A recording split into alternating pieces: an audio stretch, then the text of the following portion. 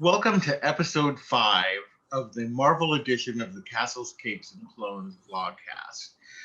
Today we'll be talking about a new Spider Man title, Fantastic Four casting rumors, and more. We are Castles, Capes, and Clones, where we discuss everything in the Disney universe. If you haven't already, please subscribe to our channel, hit the bell for notifications, and do like this post. It really does help us out. I'm Loren, and I'm here with my cousin and co-pilot, Rich. Hello. How's it going? Going all right. Yep. Hanging in there. Same with me, just counting down the hours for the new episode of WandaVision to drop. Yeah. I cannot believe it's tonight. And then there's going to only be one more episode after tonight. I know, right? It's going to be a long 2 weeks. I know. It's going to be crazy. I do hope that last week was supposed to be an hour long. That was a rumor. Yeah. I do hope these two are a little bit longer because especially the last two were so packed. I know. It just went by quick, and you're just like So yeah, that "Please Stand By" is always a killer. It's the newest Marvel villain. Yeah. Yeah, exactly. I want to get that figure. Please stand by. Yeah. And guys, if you haven't been listening to our breakdowns, you definitely should check us out. We usually have them posted by Saturday. And I've been keeping on our website a running page where you can check out all of the episodes that we've done thus far. So be sure to check out our website at www.castlescapesandclones.com, where you can see them all together. All right. Well, let's start on with the news. Spider-Man 3 officially got its title, Spider-Man No Way Home. And this was after a little, I don't know if you call it an advertising campaign or whatever it was that they were doing. But little fun thing they did. Yeah, the little fun thing that they did. And Tom Holland, Zendaya, and Jacob Batalon, they all released something with a fake title, and then so did Jimmy Kimmel. Did you see the Jimmy Kimmel one? I probably did, because then after the three of them did it, there's a whole bunch of people who just made memes out of it. Yeah, the Jimmy Kimmel one was hilarious. It was "That's so Craven." Oh, that's right. Yeah. That's yeah. I thought that was fun, but yeah, that was a fun little thing that they did. Try to fool us into thinking that they had given the title, and then they did end up giving away the title in a little video. Tom Holland's was his phone home, or was his yeah, I forget who had what. It was phone home was one of them. Home slice. And the other one was home wrecker was the other one. Right.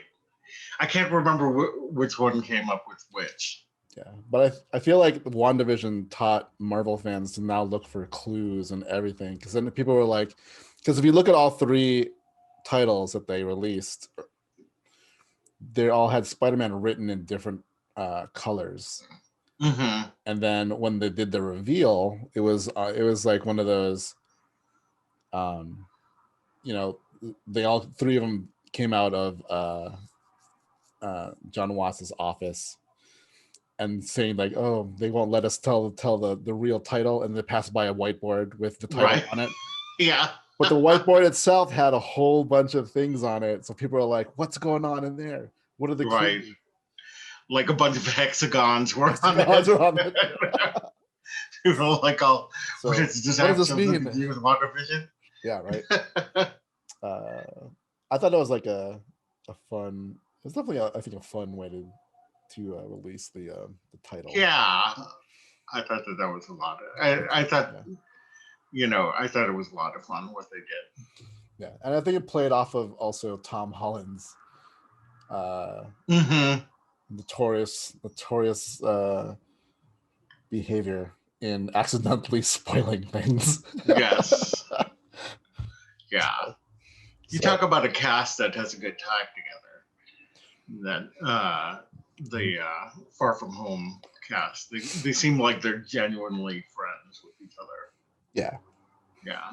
I mean, the Marvel cast pretty much just feels like all of them are super friendly with each other. If not, like at least the Avengers, I feel like all of them kind of like really, really enjoy each other's company. So, yeah, exactly. All right. Well, there is a rumor. It's a rumor. I want this to stay a rumor, but that Jennifer Lawrence is rumored for John Watts' Fantastic Four as Sue Storm. And everybody knows that I'm all for I'm on the John Krasinski, Emily Blunt train. There's nothing that can deter me from that. Please don't let it be true. I know it doesn't seem right. Like, I mean, like she like the rumor comes from the fact that she's in Australia. But I feel like one, there's no script.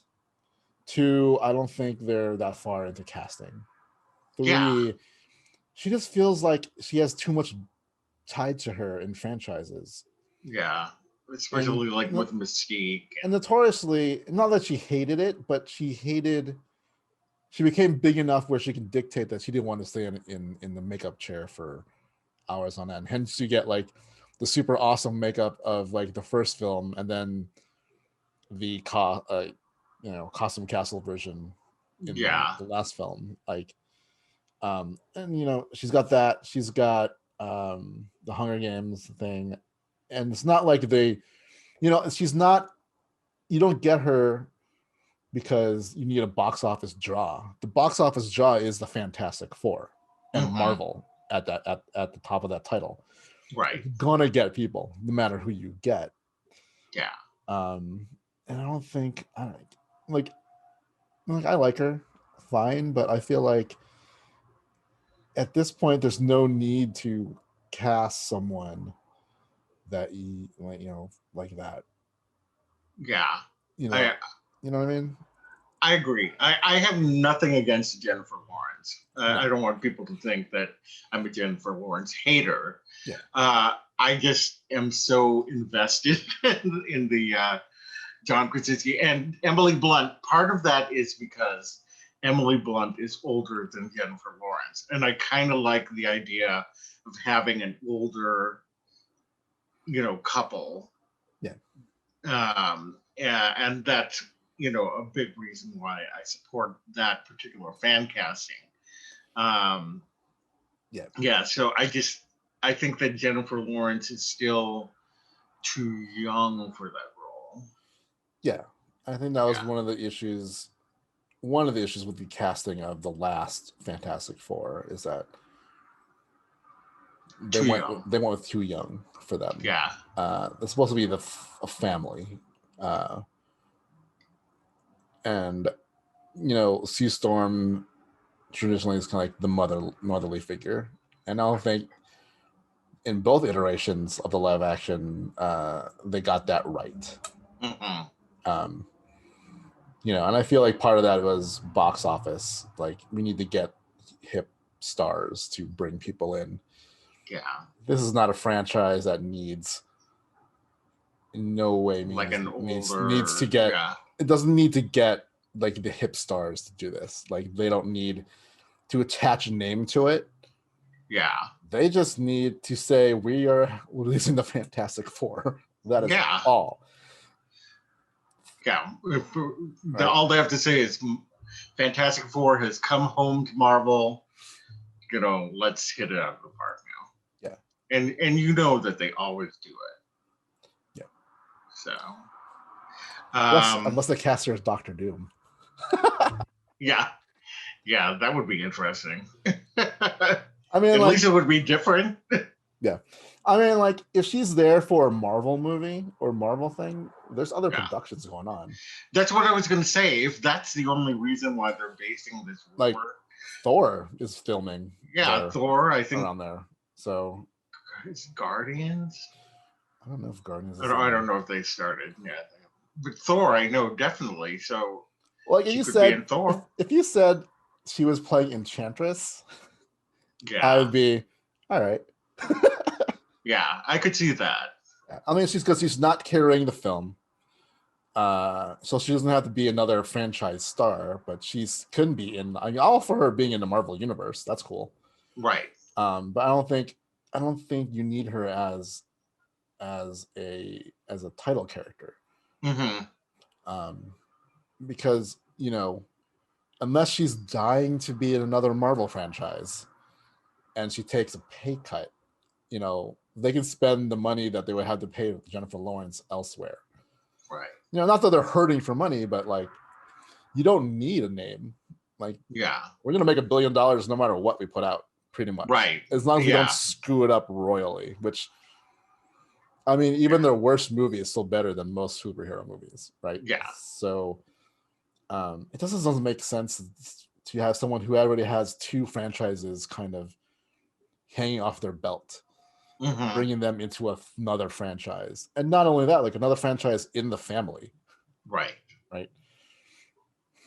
Unless they bring her in as part of the multiverse and she is playing Mystique. Yeah. That would be funny if she ended up in Fantastic Four as Mystique. I mean, who knows what? Yeah. With the whole multiverse thing, what's going on? Like, I guess we'll kind of find out in the next 2 episodes of WandaVision. If it's kind of revealed in a more grander scale what's going on. Yeah. I could see that. I could definitely see them tying in that franchise to the MCU through that gate. But I don't think she's gonna. I just don't think she can.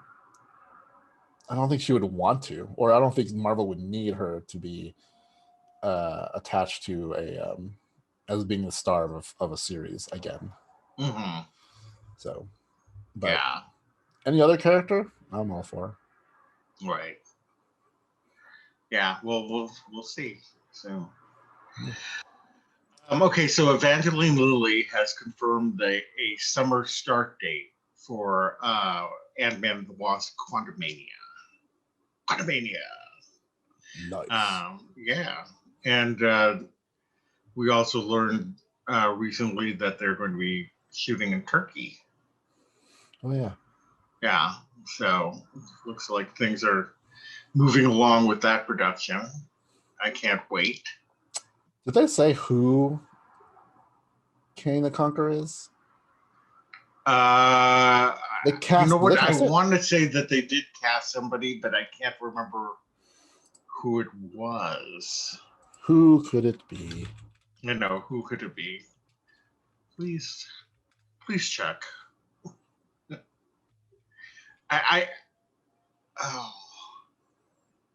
Jonathan Majors? Wait, who is it? Jonathan Majors? Maybe. No, that's what I'm reading. Jonathan Majors. Oh, okay. Who's Jonathan Majors? He is from Lovecraft Country, which is another show I need to watch. Yeah, that's another show I need to watch. Yeah. That's on HBO, right? Is that an HBO film thing? HBO or CBS? Which one? HBO. Yeah. Okay. Yeah, I'll have to put that on my list of things to see. That's cool. So, Kang the Conqueror.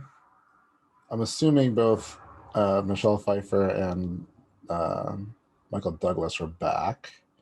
Mm-hmm. I'm going to assume Michael Pena's back. because I feel like he's going to be cemented in Ant-Man. Yeah, I mean, it's So- not an Ant-Man film without. I would love to see him appear in WandaVision. Oh my God, can you imagine? Or in the Jimmy Woo Darcy show. Yeah, That I hope they make. I guess that there's a lot of people who want a Jimmy Woo. That's such a Darcy good show. part of that show. Yeah, it really is, and Yeah, it really should. I mean, they really should think about doing. it'd be awesome if like It's this been along the absurd. lines of their adventures, they just run into other secondary characters from the other shows. Yeah, that would be amazing. Yeah. So is that Happy over there? Yep. Yeah, exactly. All right. Well, Disney Plus announced several release dates or premiere dates for its shows. And the Marvel ones in question are on March 12th, Assembled, The Making of WandaVision is going to be coming out. March 19th, The Falcon and the Winter Soldier. And June 11th, Loki. Yay! I tell you. It went that far. Yeah, it's really not. No, I'm saying I'm surprised they only went that far. Like, oh, I thought you said it's not that far. Because What If is still, we know that's in summer, right? And then all the other ones. Yeah. What If was supposed to come out this summer, right? Yeah, it's supposed to follow Loki. Right. Maybe they only went like a couple months, and then they're like, yeah, we're saving that for the summer lineup. Maybe they want to like lock down the exact date, so like they don't tell you the date until they know for sure that's the date that they're gonna release it. Maybe that's it. Who knows? Yeah, it's all coming out though. I mean, yeah. like it's gonna be nuts. And it's already starting to be nuts. I mean, like I said, we're gonna have we do the WandaVision show. Immediately after that, we're gonna do Falcon and Winter Soldier. Yeah. And immediately after that, Loki. So yeah, we had nothing for so long, and now we're gonna have everything. And then awesome. At some point, we're gonna have multiple. Yeah, I know it's gonna be crazy. Yeah. All right. Well, at a Television Critics Association panel, Kevin Feige did a round robin of all of the kind of burning questions that people had about the future of the MCU, which included whether WandaVision would get more than one season, the Falcon and the Winter Soldier, why it's 6 hours, and the potential return of some of the ABC and Netflix heroes. So he said of WandaVision, basically never say never, but the plan is to have her story continue in Multiverse of Madness. So that's all he's willing to say on that matter. Falcon and the Winter Soldier, they said that they had two characters that they really liked and they wanted to tell the story.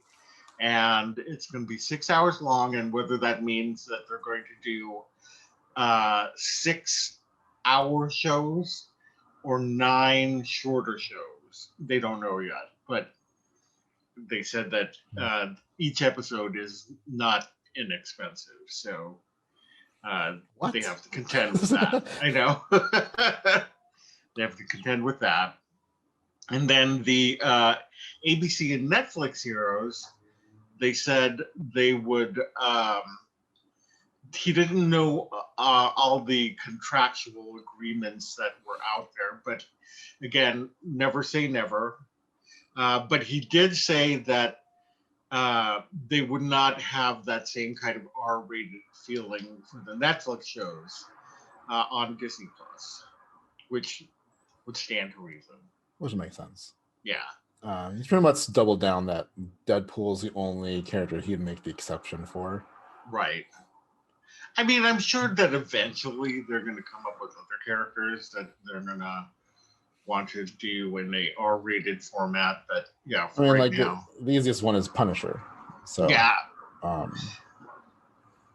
but like Jessica Jones, Luke Cage, Daredevil doesn't need to be hmm R-rated.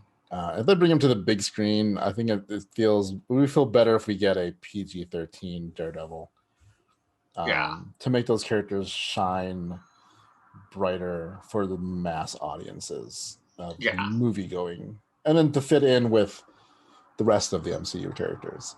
definitely. I think. I mean, they can still be, I don't say dark, but like they don't have to be hokey.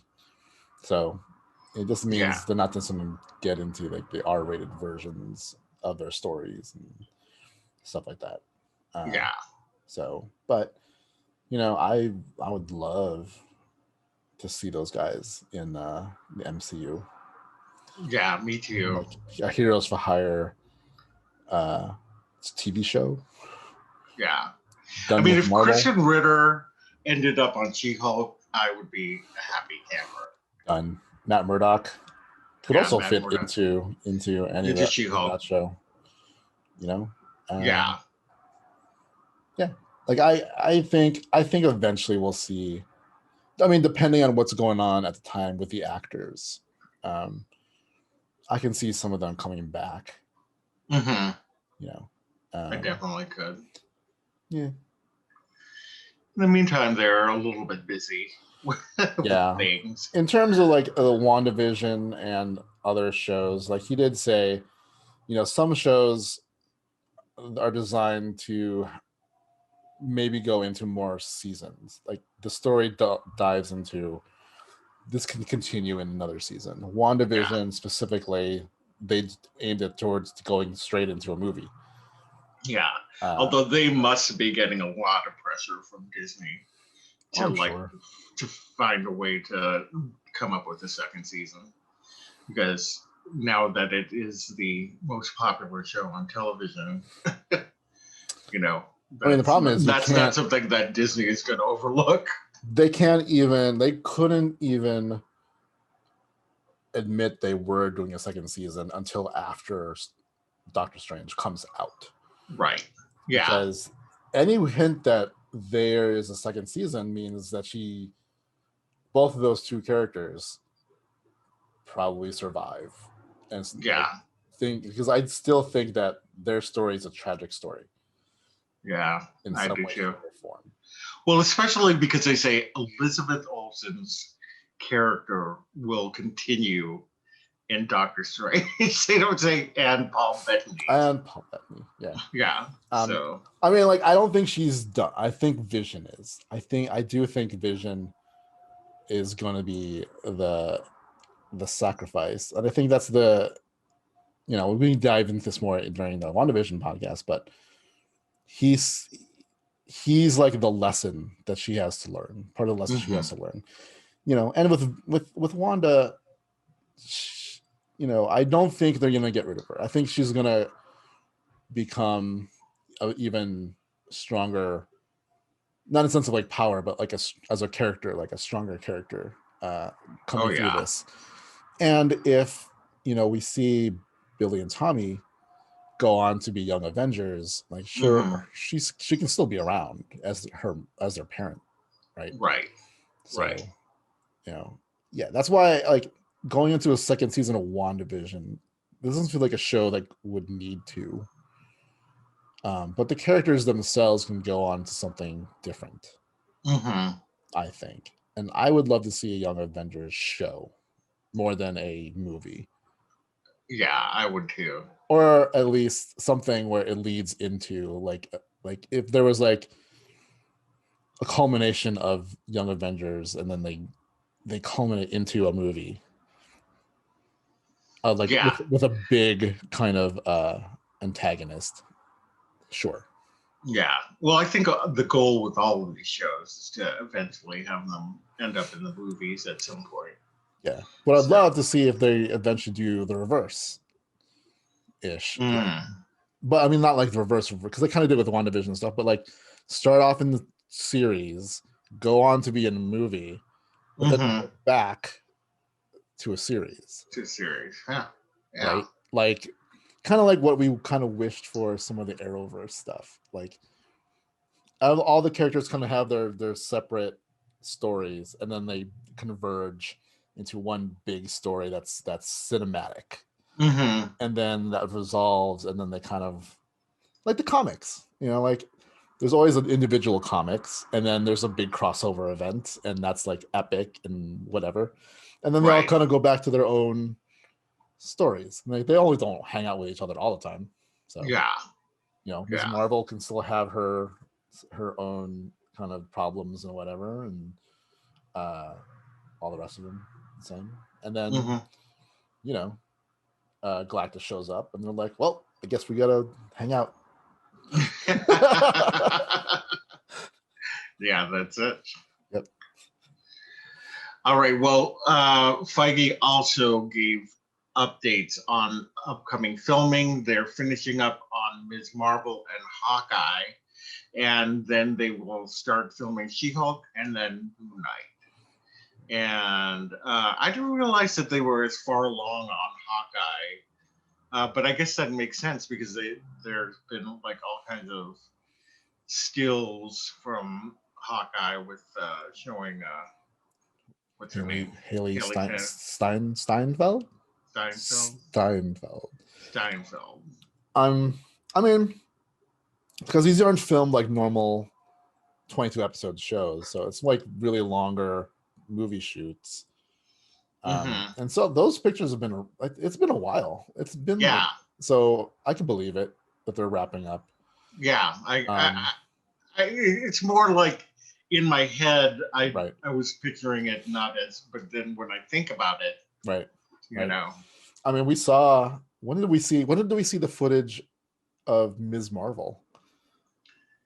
That was at the investor call. Is that what it was? And yeah. That was a while ago now. Yeah. So that was December. Yeah, and they showed footage. Like, so they were filming before that. So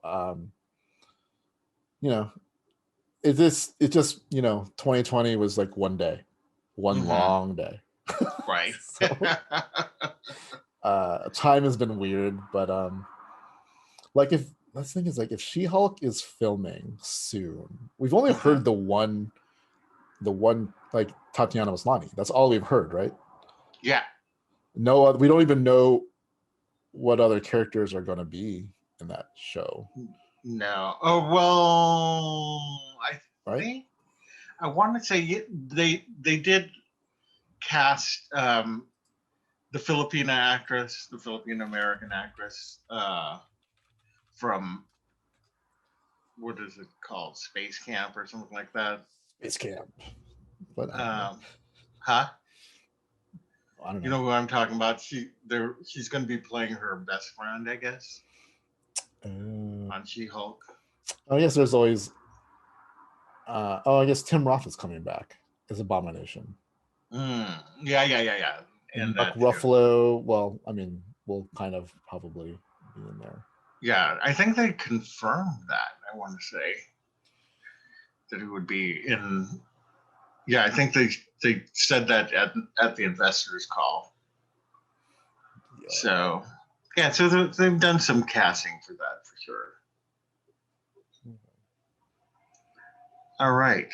Well, Marvel has cast Laurel Marsden from Survive as Zoe Zimmer, the frenemy to Kamala Khan in Ms. Marvel. And not familiar with Laurel Marsden, but it's a great character, Zoe Zimmer. Yeah. Yeah. I don't know much of Ms. Marvel, so I'm looking forward to it because I stopped collecting comics a while ago. So what I know of Ms. Marvel is from Marvel Uprising. And only it's a little bit different in the comics. But even then, only a little bit, because like when it was on before Disney Plus, it was like these week. It was almost like Tron Uprising. Right. I never knew when it was on, so if I caught it, it was there. I'm like, oh, okay. And I never got a chance to go back and revisit anything. Yeah. So So, I'm looking forward to seeing what the character is about. yeah, me too. All right, so let's move on to the comics news. There's going to be a new anthology series called Marvel's Voices Legacy, and it's going to be showcasing African American creators. It came out yesterday. No, wait. Yeah, yesterday, meaning Wednesday the 24th. And it basically, they do a deep dive into different characters. So one of them is taking on Domino, another one is taking on Monica Rambeau, and another one Blade and Storm. So I think that this will be a really interesting series. I am looking forward. Especially with all these documentary series that have come out about Marvel and talking about diversity and things like that, and how much the landscape has changed since Marvel first started, and it's a great thing to have something like this. I would love to see it, for other racial groups as well, like have them have one showcasing Asian American creators and Latino creators and things like that. Yep. Native American creators. I think that would be really cool. Right on. And then the final one is that Shang-Chi, there's going to be a new series of Shang-Chi, I'm sure, to kind of get people ready for the Shang-Chi movie. In this series, he is going to be taking over a kind of supervillain group, but he's going to use it as for the power of good. But he's still going to come into contact and up against people like Spider-Man and Captain Marvel and all that jazz. So yeah, I'm looking forward to that series as well. I think that comes out in May. Yeah. Well, yeah. All right. Well, we have come to the end of this episode. Be sure to subscribe to our channel, hit the bell for notifications, and do like this post. Leave us a comment below as to what your favorite story of the day was. Share our posts with your family and friends on your social sites. You can reach us on Twitter. You can reach us at podcast@casualcapesandclothes.com. And we'd love to get your feedback, good or bad. We'd love to hear from you. You can reach me on Twitter at LowJav and on Instagram at Loren Javier. How about you, Rich? You can reach me on Twitter and Instagram at R2Romasanta. All right. Well, the opinions expressed on today's vlogcast are solely our own and do not represent the Walt Disney Company, its subsidiaries, or assets. Thanks so much for joining us, and we will see you later, guys. Bye. Excelsior.